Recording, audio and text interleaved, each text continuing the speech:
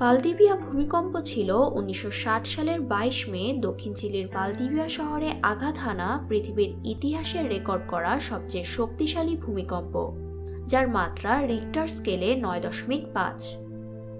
এটিকেই এখন পর্যন্ত বিশ্বের সবচেয়ে বড় মাত্রার ভূমিকম্প বলা হয়। ভূমিকম্পটি চিলির দক্ষিণ উপকূলের প্রায় 1000 কিলোমিটার জুড়ে বিস্তৃত ছিল এবং সমগ্র দক্ষিণ আমেরিকা জুড়ে অনুভূত হয়েছিল। এই ভূমিকম্পে মারা গিয়েছিল 4485 জন মানুষ এবং আহত হয়েছিল 20 লাখেরও বেশি। এই ভূমিকম্পে পুয়ের্তো সাভেদ্রা নামে একটি সমুদ্র বন্দর পুরোপুরি ধ্বংস হয়ে গিয়েছিল। ভূমিকম্পটির তীব্রতার ফলে সৃষ্টি হয় সুনামি, যার কবলে পড়ে ফিলিপাইন ও জাপানে মারা গিয়েছিল আরও 170 জন। এছাড়াও এই ভূমিকম্পের ফলে সৃষ্ট সুনামির প্রভাব ছিল ব্যাপক এবং আনুমানিক আর্থিক ক্ষয়ক্ষতির হিসাব করলে তা ছিল তখনকার সময়ের প্রায় $1 বিলিয়ন বেশি।